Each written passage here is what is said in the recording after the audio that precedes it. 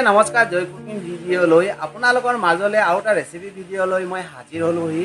মই বনাবলৈ লৈছোঁ মানিমুনি পাতৰ সৈতে গাহৰি মাংস মছলা ৰেচিপি ভিডিঅ'।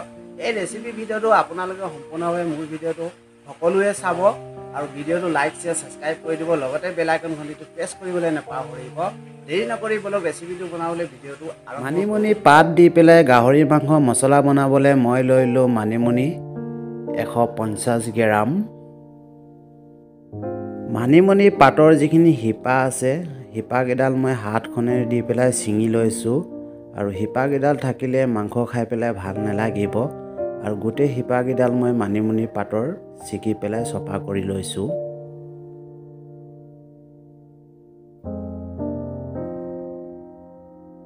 মানিমুনি পাতৰ যিখিনি শিপা আছে শিপাকেইডাল গোটেইখিনি জ্বৰখিনি মই চফা কৰি ল'লোঁ এয়া, আৰু এইখিনি মই এটা হাণ্ডি তেতিয়া উঠাই ল'ম আৰু ভালকৈ ধুই ল'ম। এইখিনি এয়া হাণ্ডি এটা লৈ ল'লোঁ, হাণ্ডিটোত ঢালি দিছোঁ মানিমুনি পাতখিনি। হাণ্ডিটোত উঠাই ল'লোঁ মানিমুনি শাকখিনি ভালকৈ ধুই লৈছোঁ। ধুই লোৱাৰ পিছত মিক্সি জাৰটোত শাকখিনি ঢালি লৈছোঁ আৰু পিচি ল'ম। 15 ফুটা মই ৰচুন গুচাই থৈছিলোঁ, লৈ পেলাই ঢালি দিলোঁ আৰু লৈ ল'লোঁ মই আদা এটুকুৰা মই চিলি পেলাই সৰু সৰুকৈ কাটি লৈ ঢালি লৈছোঁ মিক্সি জাৰটোত। পানীৰ টেপটোৰ পৰা আধা কাপ মই পানী লৈ ল'লোঁ। এতিয়া মই পিচি লৈছোঁ মানিমুনি শাকখিনি। ষ্টীলৰ বাতি এটা লৈ ল'লোঁ, বাতিটোত ঢালি লৈছোঁ মানিমুনি শাকখিনি পিচি লোৱাখিনি। এতিয়া মই তাৰে 2 চামুচমান পানী দি লৈছোঁ জাৰটোত আৰু পানীখিনিও ঢালি লৈছোঁ বাতিটোত। আগতীয়াকৈ মই কাটি থৈ ৰেডি কৰি থৈছিলোঁ পিঁয়াজ, বিলাহী, জলকীয়াখিনি। পিঁয়াজ 2 পিচ লৈ পেলাই দীঘল দীঘলকৈ কাটি ল'লোঁ পিঁয়াজ 2 পিচক। বিলাহী লৈ ল'লোঁ এপিচ, বিলাহী এপিচক দীঘল দীঘলকৈ কাটি ল'লোঁ। কেঁচা জলকীয়া লৈ ল'লোঁ 5 পিচ, কেঁচা জলকীয়া 5 পিচ সৰুকৈ কাটি ল'লোঁ, ছাইডত থৈ ল'লোঁ। এতিয়া লৈ ল'লোঁ মই গাহৰি মাংস 600 গ্ৰাম। চৌকাৰ ওপৰত কেৰাহী এটা বহাই লৈ চৌকাৰ চুইচটো অন কৰি লৈছোঁ আৰু কেৰাহীটোত যিখিনি পানী আছে পানীখিনি শুকাই লৈছোঁ। শুকাই লোৱাৰ পিছত মিঠাতেলৰ বটল এটা লৈ পেলাই 4 চামুচমান মিঠাতেল ঢালি লৈছোঁ কেৰাহীটোত আৰু তেলখিনি গৰম হৈ গ'লগৈ দেখি পোৱা গৈছে।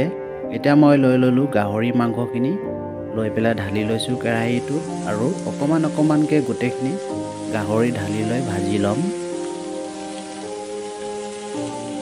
এপিচ 2 পিচ কৰি পেলাই গাহৰি মাংসখিনি গোটেইখিনি তেলত ঢালি লৈ লৰাই লৈ ভাজি লৈছোঁ আৰু যেতিয়ালৈকে গাহৰি মাংসখিনিৰ পৰা এটা কালাৰ আহি নাযায়, হালধীয়া বা ৰঙা টাইপ এটা কালাৰ আহি নাযায়, তেতিয়ালৈকে মই গাহৰি মাংসখিনি ভাজি ল'ম। এয়া চব কালাৰ চেঞ্জ হৈ আছে যিমানে মই ভাজিছোঁ।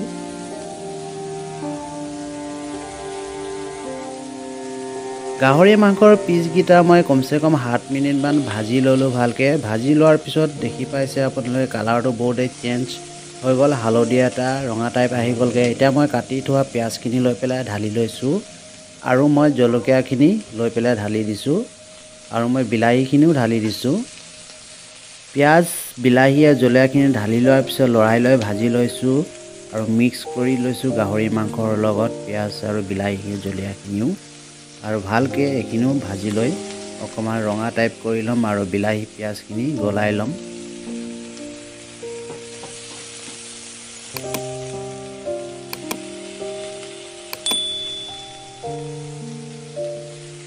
পিঁয়াজ আৰু বিলাহীখিনি ঢালি লোৱাৰ পিছত 5 মিনিটমান গাহৰি মাংসখিনিৰ লগত ভাজি লৈ পেলাই পিঁয়াজ আৰু বিলাহীখিনি গলাই ল'লোঁ। গলাই লোৱাৰ পিছত মই লৈ ল'লোঁ এতিয়া পিচি থোৱা মানিমুনি পেষ্টখিনি লৈ পেলাই ঢালি লৈছোঁ গাহৰি মাংসখিনিত।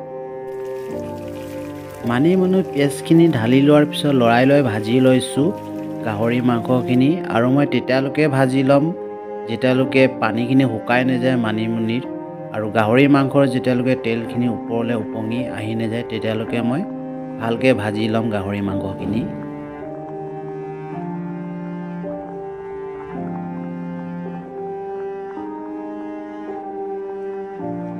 সোৱাদ অনুযায়ী নিমখ 1 চামুচ লৈ পেলাই ঢালি লৈছোঁ। আপোনালোকৰ সোৱাদ অনুযায়ী আপোনালোকে নিমখ ল'ব। মানিমুনি পিছাৰ সময়ত মই আধা কাপ পানী দিছিলোঁ আৰু পানীখিনিও শুকাই গ'লগৈ। এয়া চাওক মানিমুনিৰ একদম পানী নাই, পানীখিনি শুকাই গ'লগৈ আৰু গাহৰি মাংসৰ যিখিনি তেল আছে বা তেল দিয়া আছিলে তেলখিনি ওপৰত উপঙি গ'ল দেখিছেনে। মছলাৰ ভিতৰত হালধি এচামুচ লৈ পেলাই ঢালি লৈছোঁ আৰু লৈ লওঁ জলকীয়া পাউডাৰ এচামুচ লৈ পেলাই ঢালি লৈছোঁ ধনিয়া পাউডাৰ এচামুচ লৈ পেলাই ঢালি লৈছোঁ জিৰা পাউডাৰ এচামুচ লৈ পেলাই ঢালি লৈছোঁ এতিয়া মই শুকান মছলাখিনি মিক্স কৰি লৈছোঁ গাহৰি মাংসৰ লগত আৰু মানিমুনি শাকৰ লগত আৰু ভাজি লৈছোঁ লৰাই পেলাই অকণমান সময়লৈ ভাজি ল'লোঁ ভাজি লোৱাৰ পিছত এখন ঢাকনি লৈ পেলাই 3 মিনিটৰ কাৰণে ঢাকি দিছোঁ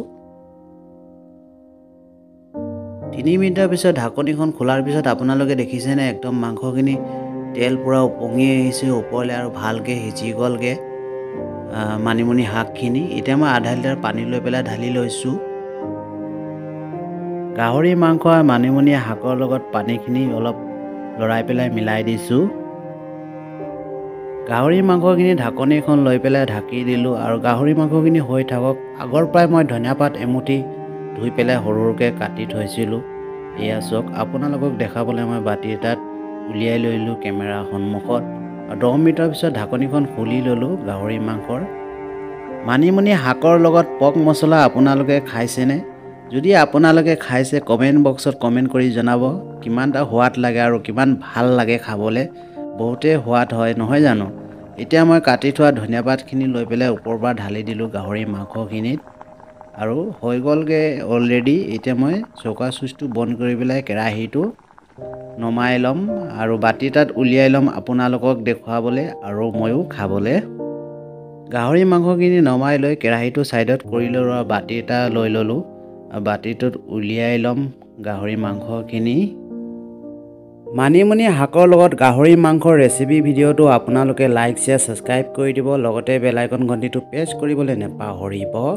ফেচবুক পেজত যদি মোৰ ভিডিঅ' আপোনালোকে চাই পেজতো গৈ ফ'ল' কৰি ল'ব যেইকেইজন মানুহে নতুনকৈ আহে মোৰ চেনেললৈ আলহী তেখেতলোকে ৰিকুৱেষ্ট কৰিছোঁ ভিডিঅ'টো চাই আপোনালোকে লাইক শ্বেয়াৰ ছাবস্ক্ৰাইব কৰি দিব আৰু ফেচবুক পেজতো গৈ ফ'ল' কৰি ল'ব আৰু এটা ৰেচিপি ভিডিঅ'ত আপোনালোকক সকলোকে লগ পাম এই ভিডিঅ'টোৰ পৰা আপোনালোকৰ মাজৰ পৰা বাই বাই জয় আই অসম বন্দে মাতৰম জয় হিন্দ সকলোলৈ আৰু মোৰ লাষ্টলৈ মোৰ ভিডিঅ'টো চোৱাৰ বাবে আপোনালোকলৈ বহুত বহুত মোৰ ফালৰ পৰা সকলোলৈ ধন্যবাদ থাকিলে।